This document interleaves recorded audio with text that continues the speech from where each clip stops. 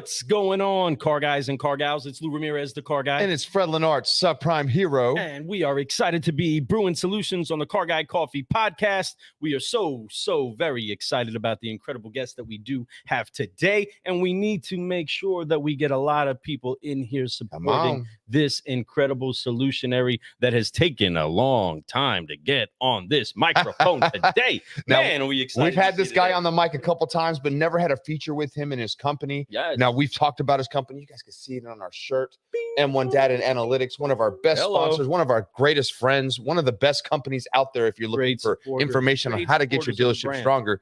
Folks, we are pumped up today. We got our man, the one, the only Russell Gentry in here, and we're excited to get him on this freaking screen and get excited about his energy that he's going to bring. This guy is unique. He's got such a eclectic way of thinking, and I'm so excited to be able to share that with you guys, to be able to get you guys to think about data in a completely different way, in a way that gets you excited, in a way that you can see the value in it, right? I'm pumped up about it, Lou. I mean, I'm pretty pumped up about it. It's like out of this world, and you're going to see that by the pictures and the surrounding faces, or I don't even know if they're really considered faces, that are all around him inside of his office even right now. But he's willing to jump on the microphone and brew some solutions with us today to make sure that you understand the depths of data that is being misconceptualized and needs to be understood. And we are excited because this is the best time for you to understand what data to work with and what data to discard. And we're excited to be brewing solutions with this incredible solutionary that we are blessed to call friend.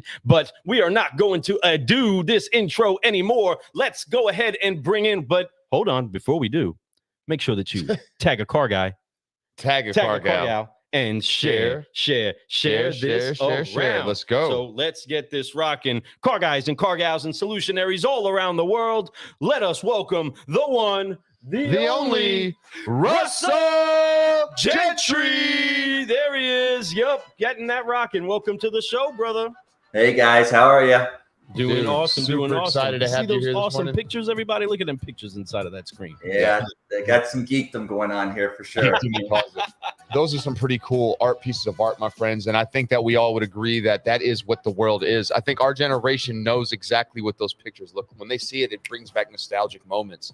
And I think that's what you're about. Your company and you guys like to bring nostalgia into what we do in automotive. Matter of fact, you guys can help anything that has a VIN number, right? So that's what's really cool about what you guys are brewing up these days. So we're excited to talk about that. But before we do anything, we always drop the 3 F's, Luke. Right. Explain the 3 F's. Well, they are not the 3 F's that most car guys and car gals generally use in frustration, but they are the 3 F's that we utilize to always make sure that our mind stays in the right place, our heart stays in the right posture, and that we continue climbing to higher heights. And that's to forgive, focus, and fly so that we can keep growing. So for the first time official on his own spotlight on the Car Guy Coffee podcast, he already knows these moves, folks, and he loves to do them. So let's get this rocking and rolling. Let's forgive, focus, and fly on 3.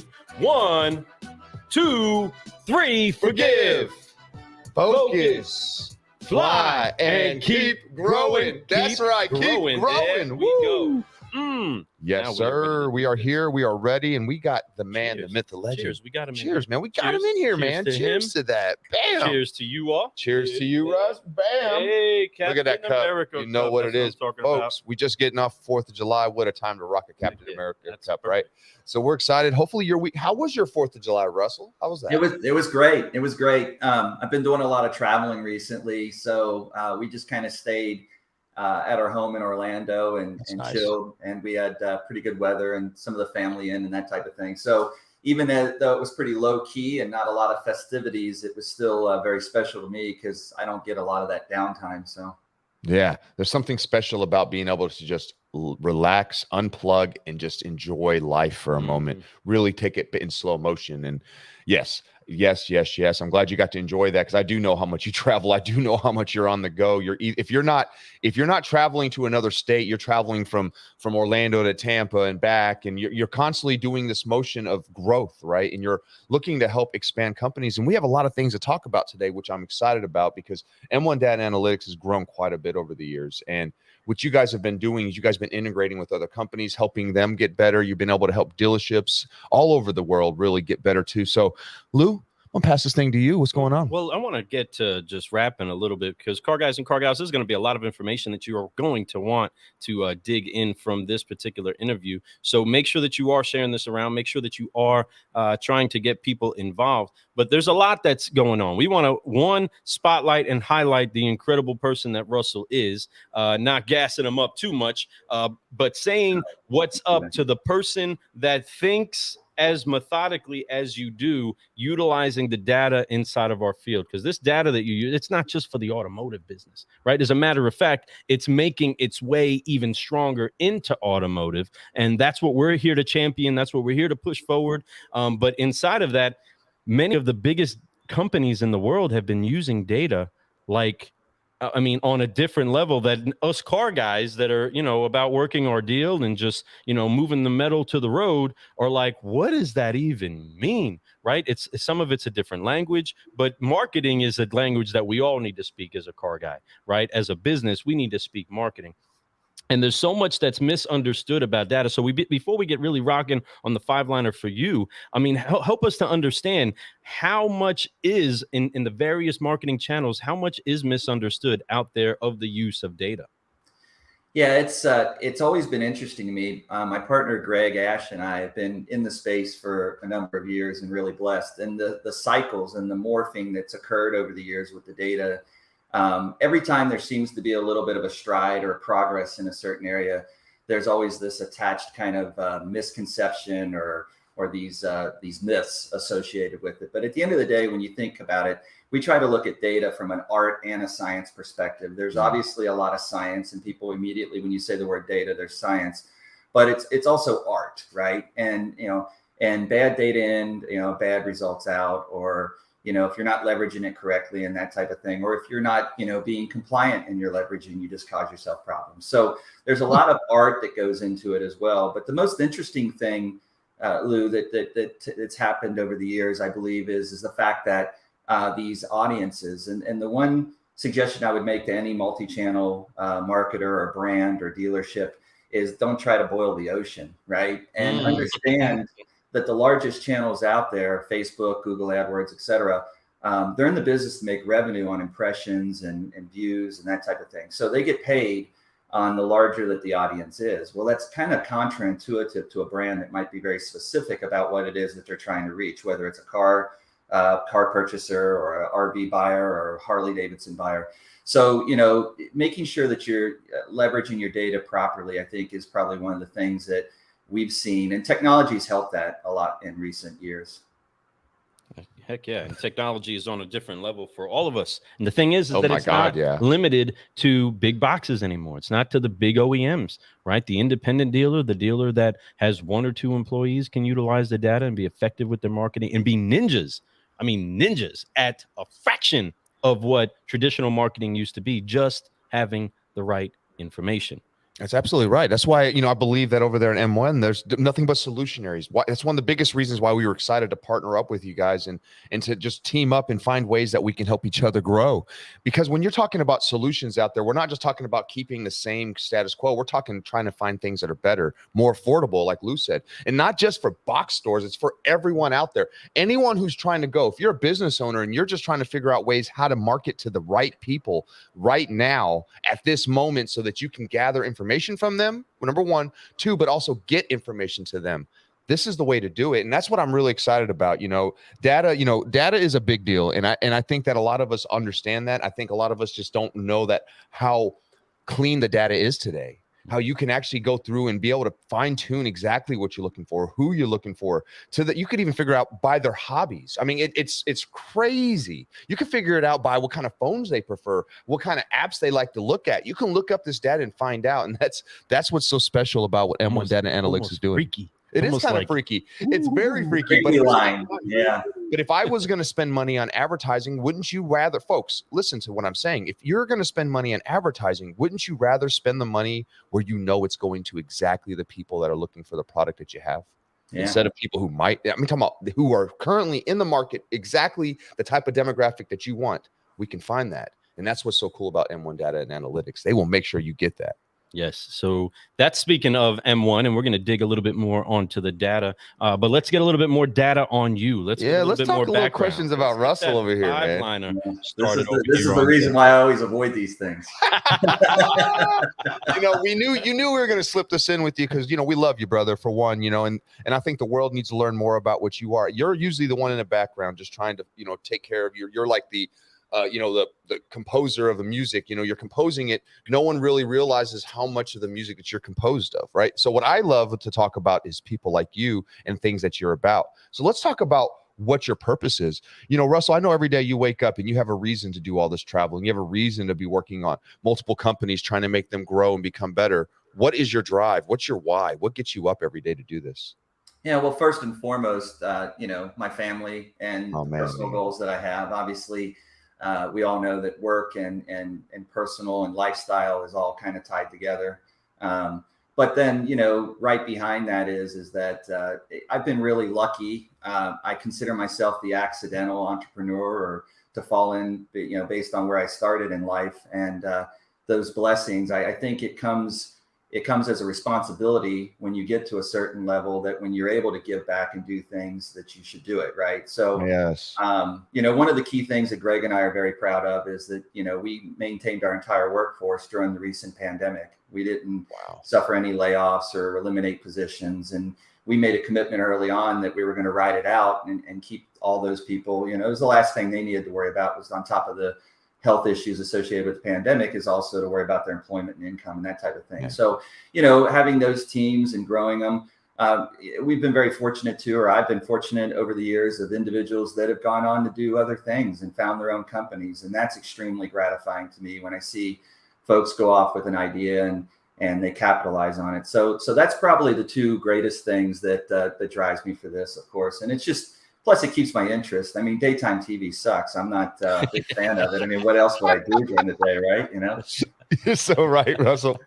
Daytime TV does suck. Yes, it does. And that's one of the biggest, I hear. I love that because, you threw in all this beautiful stuff and he's like, and daytime TV sucks. I tried it. It didn't work for me. So love it. That being said, you're right, and what you're doing out there is very purposeful. And it is amazing, to be able to go through the pandemic and not have to let people off. That's great. Like you said, it was a way to be able to keep people some kind of normalcy, right? Knowing, hey, your job's intact. Just keep doing what you have to do. Maybe we have to work from home. Maybe we have to do these weird things, but you still have a position with us, and we're excited to keep growing during this time. And what's so funny is you all did that. During the pandemic, you did not let off the gas. You guys kept going. You kept coming up with some brilliant ideas, kept integrating it into the business world, and of course into other businesses, which is really cool to see happen. Lou and I have seen it firsthand. We've witnessed it, and we've seen what this data can do. And man, and it's important that we share these things. So we can keep going with this 5-liner, Lou. But the question is on this why. His drive is so much, and I know that he has a lot of purpose, but the reason why we do things and the reason why we keep growing is so different from everybody, but yet it's still the core is the same. It's the thought of wanting to do more than we did yesterday, right? It's the thought of being better than we were yesterday. And I think you do that all the time. Russell, since I've met you, I've seen how far you've even grown, not just with your companies, but with yourself, man. You've had to make different adjustments. You've taken different positions. You've helped other companies. You've helped us, man. You saw things in us, you were talking about a lot of things. And yeah, you not only did you maintain the employment that you had, but you reached out and we became partners also. And you guys sponsored our show. You've done so much with us. You found the faith in us to say, hey, we believe in these two guys so much that I want to help them grow too. And I want to help them build their business. And man, we appreciate you for that so much more than you could ever know, Russell. You guys are a great example of what I just said too. I mean, from a purpose-driven standpoint, I don't know that we were probably the first, but we were pretty early. And I saw the model that you guys were going after and your goals with it. And, the purpose-driven, the positive nature of all of it. It's not just for automotive, right? It's in any aspect of our life, trying to remain positive. It impacts our health. It impacts our businesses. It impacts how you interact with your family and friends. And the approach that you guys took in a very, very brutal industry. I mean, tier 3 automotive is tough, right? It's highly competitive. It's very commoditized, and you guys were doing a lot of stuff. And in particular, I saw, the potential early on with you guys because you were operators, right? You worked in that space for years, so it's kind of like you guys understood the challenges and what they needed to experience and what they needed to grow with. So. Yeah, I'm very, very proud of you guys. I see that every time I see something pop up now on my phone, or you guys are at a location or whatever else, I think, oh yeah, here we go. It's on, game on. We appreciate you, how much you honor us like that too, and and that's what we want to just continue to keep doing. So Russell, and really, we love you, man, and we appreciate you so much. And it's awesome to have people in the industry that can see beyond what is necessarily visible at the moment. Right. As you first made your hello to us, we were operating inside of a dealership, trying to be these positive voices into an entire industry, but trying to get with incredible people like you and many, many others from the Dealership Toolkit crew and beyond to try to say, hey, let's make a difference. There's new information, there's new technology, there's new people on the block that aren't so new to success. But the way that now we can come out from a pandemic, the way that we can bring ourselves and an industry to a higher level is a commitment that we all make, and those fires find each other, right? Those lights find each other. That's 100% right. And we're so thankful that we had the chance to do that, because you are an incredible supporter of us beyond what many would really comprehend or even understand. And ultimately, we're not done yet. We got a lot of road to run, and we're so thankful for that. But what was it that? Because again, these channels and these rivers collided the way that they did. But what was it that kind of streamed you into the dealership, the tier 3 automotive world? What brought you to automotive to get you connected to these crazy car guys? Yeah, it was interesting because I did not have a background in sales or marketing or automotive at all. At a point, I'm actually retired from the fire department in Cincinnati, and I was doing my transition, and I had dealt a lot with the local dealers on state bid pricing and some of these dealers in the market, buying Crown Vics and Caprices and stuff and that type of thing. And when I was making that transition, I got introduced to a dealer in Cincinnati, and we kind of grew a little close. And basically it's like, hey, we're doing this thing. We'd really like you to come work with us. And to be honest, I was resistant. I didn't really think that was something I could do or wanted to do. But I did do it, and it was in the early days of CRMs and automotive websites, and the prices back then were just astronomical. And it really kind of laid the groundwork. It's really weird. I say the word accidental, but at that time, we were evaluating a vendor that was selling services into the dealership, and I was consulting for the dealership to do contract evaluation and how it would be applicable to the dealership and value and stuff like that. And I met a gentleman, and that's what really started it all off. We continued to speak, and that morphed into a position in an automotive company in Northern California called AutoWeb, and this would have been late 90s, early 2000s. And so I took a role with that, and it was off. Yeah, AutoWeb was really probably the start for me, and I just kept morphing and growing into different roles. And then sometime around 2001, they sold in to Auto Vital in Southern California. So I went with that package. And it was about that time that I saw how data really impacted the dealers. They were paying an immense amount of money for these leads back then. It was crazy. When you look back on time and you think, holy crap. I mean, they went this life cycle where they were like, oh, the big bad internet, we're going to start printing cars out of a printer. And the dealerships are going to to where they were spending massive amounts of money just to get whoever had audience back then, because audience was difficult. We didn't have the tech. And then they would get these leads, and they, Fred Flintstone and Barney Rubble and stuff, and they were just useless. So we kind of saw that, and we got into data hygiene, data lead scrubbing, validation, predictive models. And man, when I think back to how hard we had to work back then to harvest data, to validate data, and how expensive it was compared to the tech today, it's amazing to me. So that's kind of how it got in. I call myself the accidental automotive guy. I love that because, accidental automotive guy is kind of a common theme these days. You really get into meeting people, especially over the last couple decades, that got into this industry and all by chance. No one really plans on, hey, I'm gonna go to college and then I'm gonna go out, and after I'm done with school, I'm gonna get into automotive. Hey, I'm going to graduate high school, and instead of going into the military or maybe looking for college, or I'm going to go ahead and just start selling cars. No one thinks that, unless you have people in your family or generational type thing, you don't think about automotive. And a lot of those people don't even want to get into automotive, and if you think of how big the industry is, you guys know firsthand. I mean, used cars, new cars.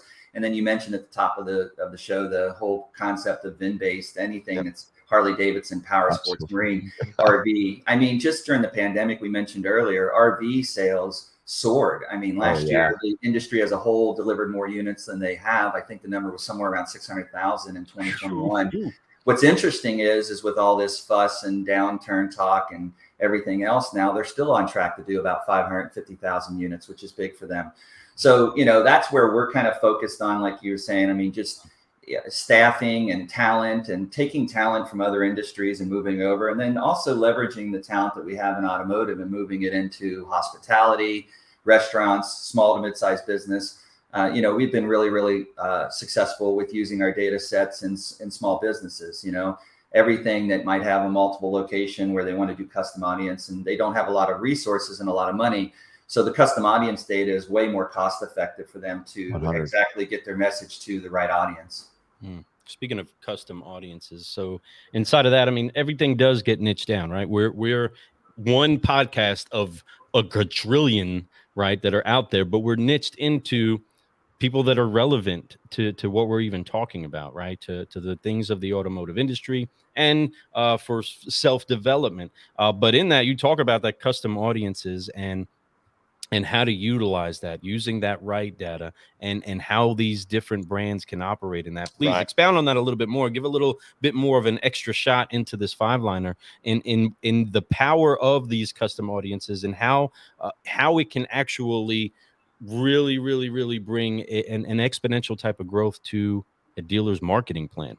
Yeah. So I guess we should start like from a custom audience perspective. What we mean about that is data sets that are harvested and or compiled in a fashion that is directed for the brand's intent, right? So if you want to sell a car, you're looking for individuals that are in the market or have equity in their car, et cetera. If it's an RV, you're going to want to, look for somebody that's attending national parks and campgrounds and our other RV dealerships. So one of the ways that Greg and I and M1 have done is that we've harnessed the data set that is called Location IQ. We believe, and we've challenged others to try to challenge us on this, but we feel that it's the largest data asset of its type in the country. We process about 29 billion with a B lightweight SDK movement records on a nightly basis. Wow.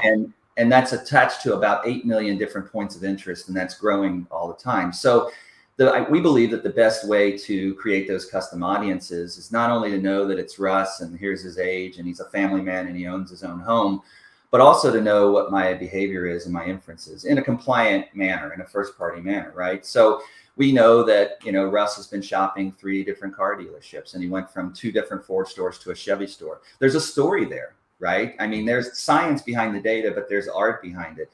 The fact that maybe my previous 3 cars, we have a historical record and they've all been Fords, and now I'm showing up on a couple Honda lots. What's changed in my lifestyle that's taken me from where I had 3 cycles with a Ford and then a 4th one to a Honda. So there's very much predictability, very much science on it. But when you string all this together, it kind of creates this fabric or this lifestyle information about the consumer. And listen, consumers are not afraid of the leveraging of this data. These stories out there that this is intrusive and everything else, they just want it to be helpful, right? Yeah. They just want it to not be intrusive and not be abusive. And so as long as you're a good steward of that and your UI, UX or your marketing channels is helpful and it's informational, they like that. They want that. We don't realize how used that we've gotten to location-based intelligence and things until you start shutting things off on your phone, and all of a sudden Google won't give you the map to the McDonald's that's near you, right? So there's a lot of things that factor into it, but that's kind of where we're pushing in. We think it's a big part of respectful, compliant, informational retargeting is what we're working on. So, I mean, we can say, man, that's a whole lot of data to take in, right?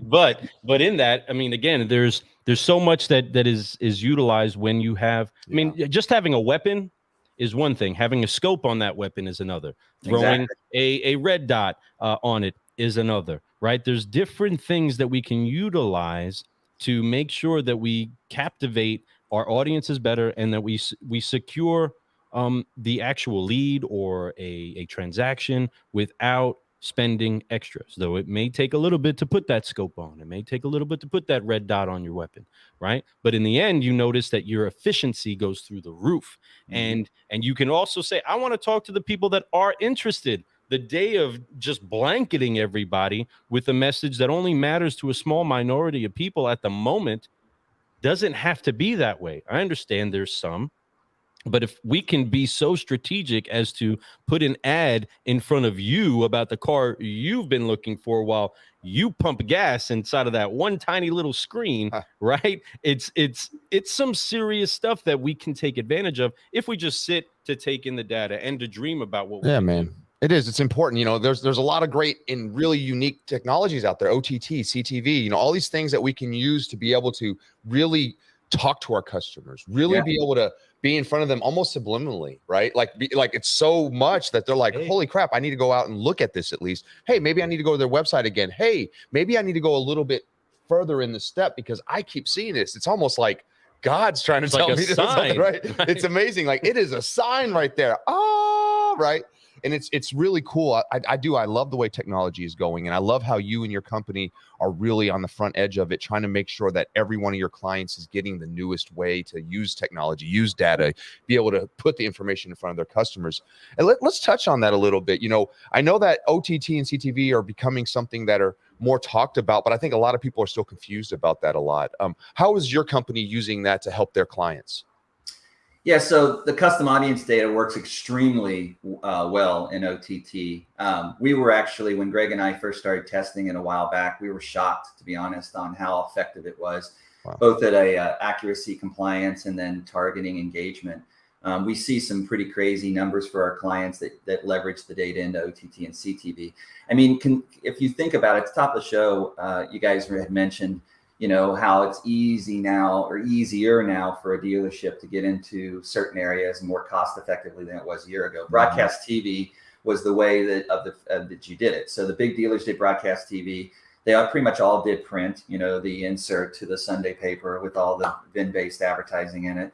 And then a lot of them did the billboards. So that's what I consider that whole saturation or boiling the ocean, right? Because you're paying to expose yourself to an audience that may or may not be engaged with it. With OTT and CTV, you have the ability of using custom audience data. So imagine the power of somebody watching the news or something else in their home at night, and specific to them, they've been shopping, the cars, they've been shopping the Ford F-150s, et cetera. And all of a sudden the ad, very professional ad, comes over the top, OTT or into the CTV platform, and they can engage with it at their terms, right? It's not like they're getting the phone call or anything else. They can then, depending on the platform and the device they're using, whether it's a TV or it is one of the devices, then they can click through and they can learn about it, or they see the QR code up on the screen and they can scan it. The access that we've made for consumers through that technology is pretty amazing. And when you think of OTT and CTV as an industry, I mean, they had a banner year in 2021, exceeded over $700 billion. And that's just not in automotive, that's in everything, right? Brands, small cosmetics, hospitality, travel, all that kind of stuff. But it's certainly moving quickly into surpassing, I should say, some of those other verticals. Mm-hmm. And it really is, especially when they start to calculate what is yielding more with less. Yeah. Right. And anybody that's trying to look at an expense report, all you general managers and owners out there that are looking to chop away, try to grow by chopping away your expenses, it makes sense in a certain area. I mean, we can understand reducing in order to grow. That's a gardener's understanding too, right? You got to prune in order to yield more. But inside of that, there's the avenue of saying, okay, I'm gonna spend this. I am spending this. What can I do better with it? What is going to yield more? And when you start to match the two together, it doesn't mean that you have to make something else completely obsolete, but you can add more information to it and then absolutely multiply your results. Speaking of multiplying results, we're going to move this over to another M word, which would be the mentors, right, Fred? Right, no doubt about it. Along the way, you've grown quite a bit. You've been a mentor to us. You've been a mentor to so many others, but I know that you've had mentors yourself. Who are some of those people? I'm curious, Russell, because I am. You've been around, and I know you know a lot of people in this industry, but outside this industry too. So I'm curious to who these mentors have been for you. So who would be a couple mentors, or maybe if you want to name them all, that's great. But I know that's a long list, right? But who would you consider some of the greatest mentors you've had in your career? So one of the ones that pops up to mind, I told the story about how I got into the industry and everything else, is probably Keith McCluskey. He's a Chevy dealer in Cincinnati, and at least the last stats I looked at, it's probably one of the largest Chevy dealers in the country. He served on the National Dealer Council, and I think he was president of the Dealer Council for Chevrolet at one point. I had the privilege of being able to work side by side with him on projects for about 5 years, and that was probably the single greatest ramp up, if you will. I had been exposed to the automotive industry for quite a while at that point, but it was just the intuitiveness. I often thought that Keith probably missed his calling. He should have probably been in big tech, or should have been in, the founder of Facebook or something like that, because he just thought about things differently. But he was always leveraging them back. He had such a love for the automotive industry, and it shows clearly in the success of his businesses.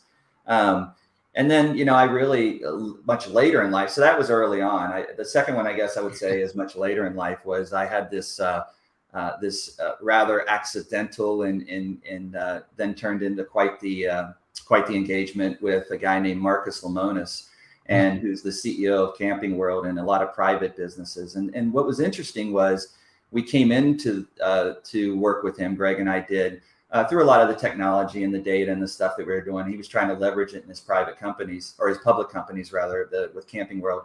But the cool thing about that is that I got access to a lot of his private companies. So a lot of the individuals that he was mentoring on the show, You see a lot of hype and news and everything else, but it was real. I mean, he really took small to mid-sized businesses, and by the way, he hates that term.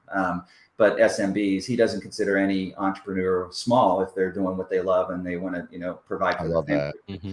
So it was just incredibly impactful to spend that time with him, particularly on the small business side. I know Greg and I learned a lot from him, but then also it was very good for our business too. A lot of the things that we worked with him on and developed, we were able to flush out and apply to other industries as well outside of RV. So that'd probably be the second most impactful thing.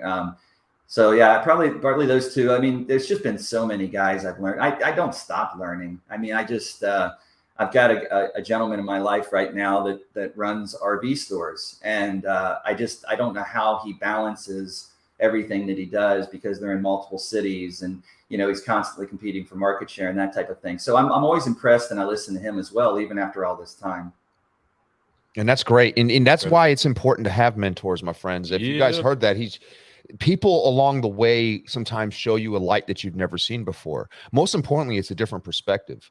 We all grow up a certain way. We have great influences around us, whether it's your parents, your uncles, your grandparents, your friends, your teachers, all those things, but they're still not looking at it from a different perspective that you would find from somebody completely different. You named some names that are just amazing, and to hear what they've been able to do and how they influenced you to be able to be who you are today, that's big. If those things didn't happen, who knows what Russell Gentry would be doing today? Probably something great, but maybe in a completely different angle. Mm-hmm. Maybe nothing to do with data and analytics. Who knows, right? But yet you found a way, you found a path, you found a problem that needed a solution, right? And you're like, you know what? Let me go after this, and I'm going to do it with some vigorous energy, right? And just make sure that I get after it and help grow around it. And then you built a company, and then you have people. And I know you've had other companies and sold companies, and now you have this company, and you're just doing some amazing things. You've maintained the employment. You've been able to get through a crisis. And in the meanwhile, you're helping even people like us grow. You're showing us, being mentors to us. That is the beauty of a mentoree to a mentor relationship. And then you become the mentor to others, right? It's like that whole, hey, grasshopper, once you grab the stone out of my hand, and you were able to grab the stone, and now you're asking others to do the same, and you're showing them a light, and that's powerful, man. And we want to thank you for that. And I want to thank all your mentors for that, because you've been able to share that legacy down to us and to others, right? So many others, man. That's powerful. It is powerful. That is very powerful. And there's something in that. And for those of you that are listening, watching, replaying, whichever, just be encouraged that sometimes there isn't anything in particular you need to just pull from somebody inside of that mentorship. Just be close enough, be in proximity enough for somebody. I love that. Being them, right? Being them. You were somewhat almost like enamored to see somebody operate inside of the automotive industry in a way that thought differently, and then saw great results. And then maybe they could have had a great success just like you outside of automotive, but this was where they were fashioned. This is where they were passionate. And to see that and then take that, also be taken with it, like you were winged up. Come on over here. I need what you have to make this better.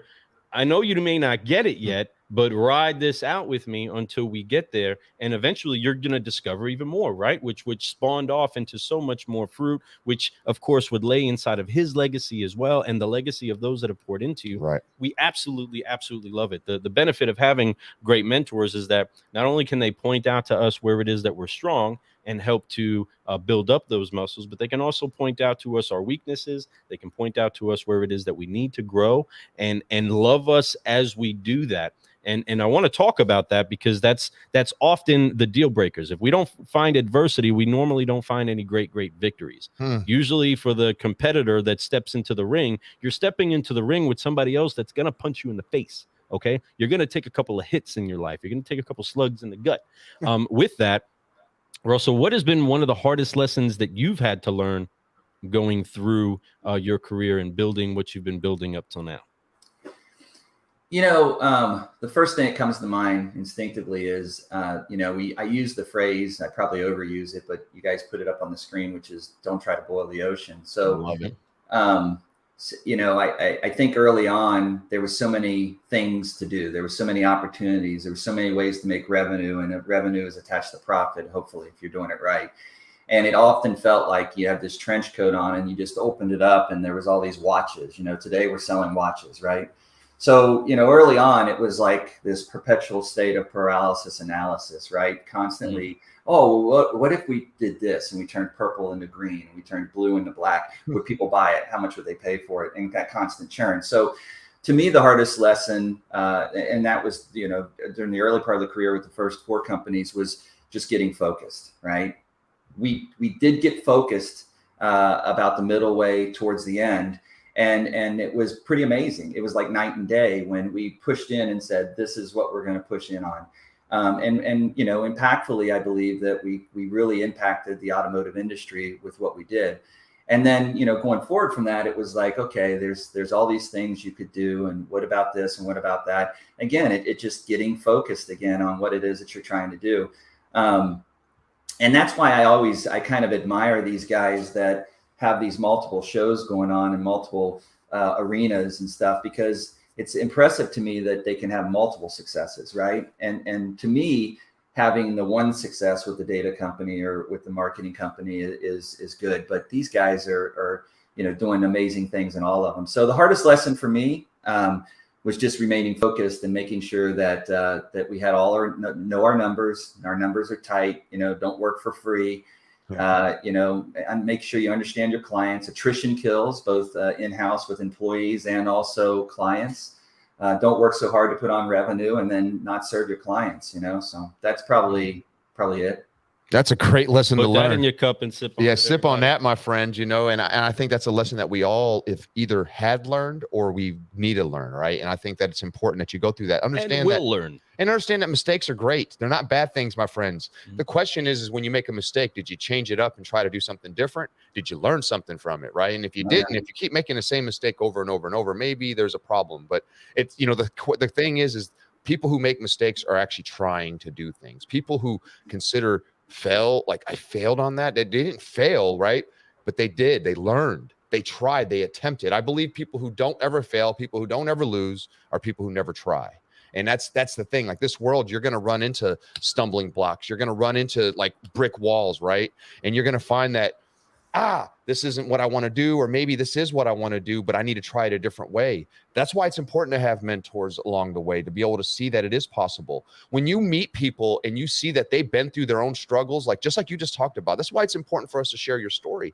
People need to hear this. People need to know that it hasn't always been perfect, but what it has been a journey. And what it also has been the best lessons ever. You've been learning and learning on top of learning, and then growing on top of growing, and then becoming more, and then mentoring it to other people, showing people what they can do, showing them ways to be able to save time, right? And what's important is you're doing that for companies with your company. Same thing that we do in life is the same thing that our companies should translate to. Companies are not perfect. Companies are going to have these mistakes. Companies are going to learn some really cool stuff. And as they do, they share that with their clients. They help them not have to go through those same things. They give them a service to say, hey, look, you're going through this struggle. Listen, I shortcutted it for you. And this is what we found out was the best way. And here's how you do it.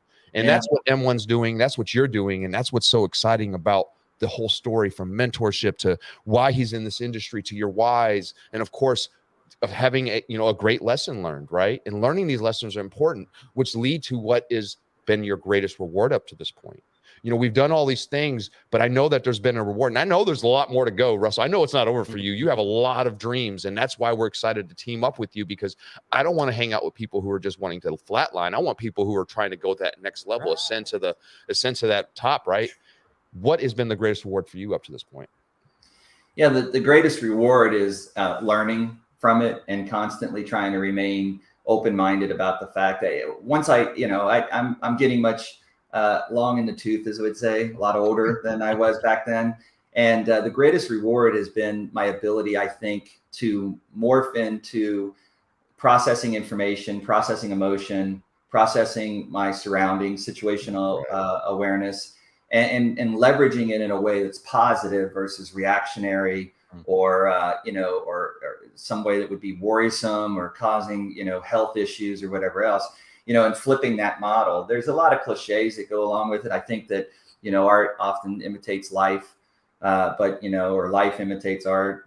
And I think that it's interesting to see that, like chaos and opportunity, whenever there's something that goes on, then there's something positive out of it, or you can leverage it. You guys mentioned before about learning the lessons. There's a white plaque back there by that phone in the background, and it says fail fast and break things, right? I believe it originated somewhere within the culture of Facebook in the early days, but the concept of learning faster, right? And like you said, Fred, if you keep doing the same things over and over and they're going badly, then you really have to kind of rethink that. So the concept is learn from those mistakes pretty quickly and then applying them. So that, I think the greatest reward is just as I get older, I feel like I am more open-minded to learning all things around me and processing information in a better way. That's huge. An incredible explanation, an incredible 5-liner. Wow. Can't believe that we actually have this, and we're so thankful. We slipped it into the sponsor spotlight. We got it in there. We did, man. I think I have an email somewhere that says, which one would you rather do? And I don't think I picked the 5. We didn't select. No, we're just gonna roll with it. This is what we brewed today.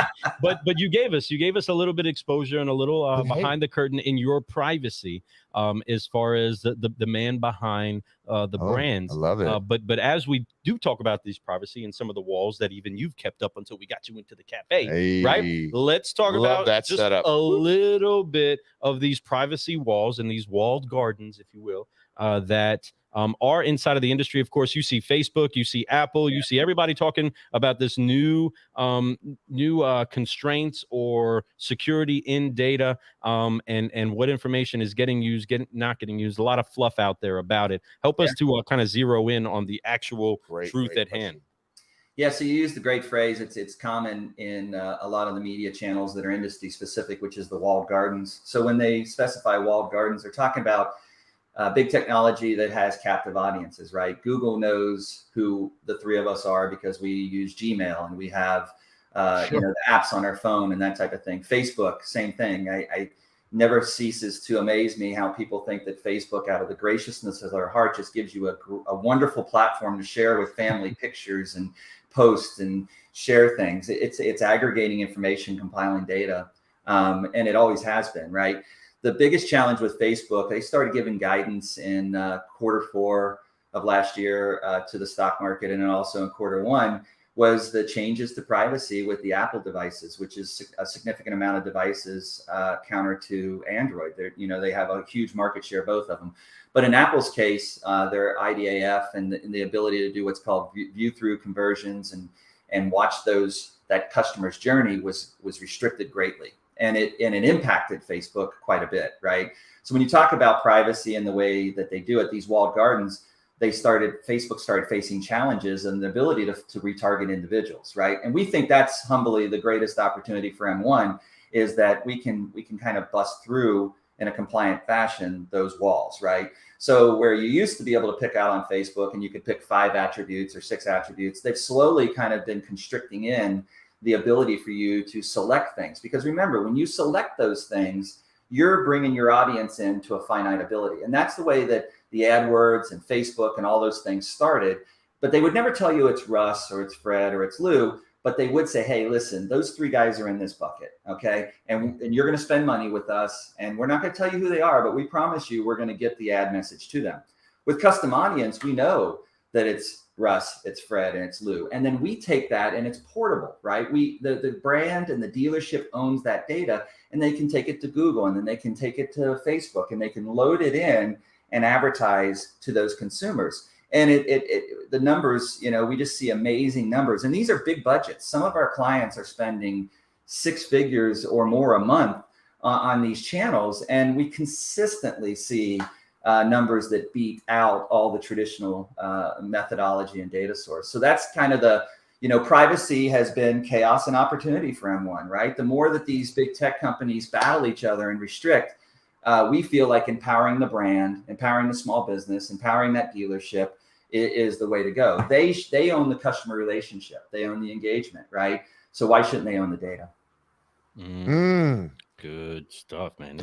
That is see why why we wanted him on the show, right? Because he you guys are too nice. Down. knows his information, right? But I mean, and also I love the commitment to keep it positive, because you do. You keep it positive, and that's why we are brewing solutions together. Man, what a spotlight, what a 5-liner, what a guest to have on the show. Again, we are so thankful for you, folks. Let me just tell you, M1 Data and Analytics is doing some amazing things.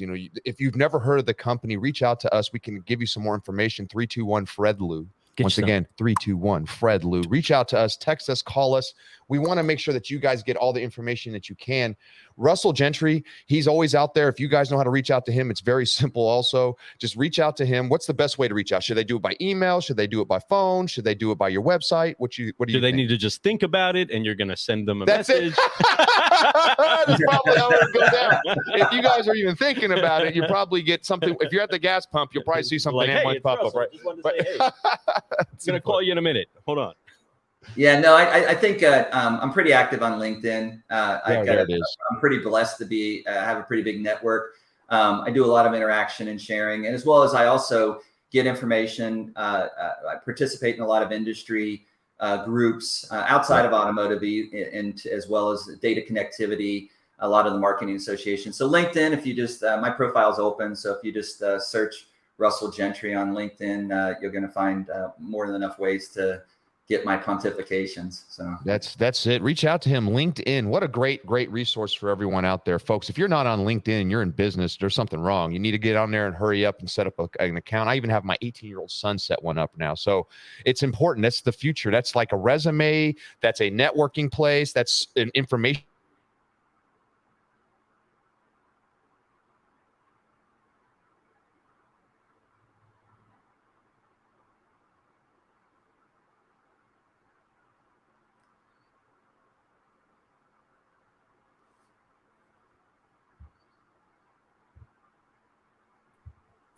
Quick camera change, everybody. Just a little bit of difficulty with one of our camera shots. Just saying, what's up, Russ? Can you hear me good? I got you. Can you hear me good? Good. You guys had that face, like that commercial, where it's like the lady's looking at the baby, and all of a sudden she goes and she makes that face, and it freezes. You guys both had Verizon face. Well, we're so thankful again to have you inside of the cafe with us and to be brewing solutions. Car guys, car gals, every now and then we run into a little bit of technical difficulties happen, but you know what? We're okay. We have a solution. We're on another computer right now. I'm getting this computer up and running. If we don't get this computer up and running by the end of this show, folks, it's okay. We live, we move, and we grow. And this thing right here is something we can learn from too. Remember to plug in your computer before you do your show, because that's what happened. But we had a great show, and this isn't a great example of somebody out there who's doing amazing things, a company out there that's growing right now beyond belief, that's led by people like Russell and Greg. And folks, if you guys have seen Greg Ash on our show, he's been on it like 12 times. He is the most interviewed guest. No doubt about it. He's also a podcast host himself, obviously with Data Minds. Folks, if you guys are not checking it out, that's where science and art converge. It's important we do that. But M1 Data and Analytics, man, what a great company. What a great partnership. If you guys are looking for some information, once again, reach out to us at 321 Fred Lou. We will make sure you guys get connected with the right people. We'll sit you down for a demo, but most importantly, we'll get you some information and education so that you can go back and help your store grow, right? That's all we want to do, and that's all we're going to do. So let's keep doing it. Let's go ahead and finish this off right, everybody, especially while we're forgiving, focusing, and flying of our technology issues. We are going to make sure that we do forgive, focus, and fly, and wrap this show up. So excited that we had Russell in the room with us today. And again, car guys, car gals, find incredible people to team up with that don't only believe in you, okay, but will make sure to go the way, show the way, and make sure that you know the way as you continue to guide others as you go down that path. He is a certified solutionary. That is, of course, we all have to make sure that everybody knows that Russell Gentry is 100% CGC approved. That's right. So is that new? I haven't seen that before. That seems new to me. Is that new? This is what we use for all of our solutionaries. As long as you brought us some information, you're going to be approved. And you know what? You are family to us, Russell. Always will be. We appreciate you for everything that you've done, whether it be for us, for our business, and for our families, and mostly, man, for your energy, man. You bring it, you always do, and we appreciate how you honor us, but you honor this industry, and that's what we're all about. The Car Guy Coffee's podcast is all about honoring this industry and helping people be honored by this industry. So we honor you, my friend. That's right. So let's go ahead and guys, and I'm proud of you guys too. So that means more so than much coming from you, man. It's like I'm a proud son when you say something like that. Like, oh, thanks, Dad. Thanks, Dad. Well, car guys and car gals, you're definitely going to get the chance to see more of Russell Gentry and being able to go to the next level. Make sure that you do reach out to us, but so that we can keep growing, so that we can keep flying. Let's get ready to forgive, focus, and fly. Jump on into this screen with me, Fred. On 3, everybody, let's forgive, focus, fly. If you're driving, do like I'm doing, one hand on it. On 3, 1, 2, 3, forgive, focus, fly, and keep growing. Keep growing. Thank you for tuning in, everybody. We are excited. Russell, we love you, and we'll see you in a few. Everybody else, have an incredible, incredible day. Peace.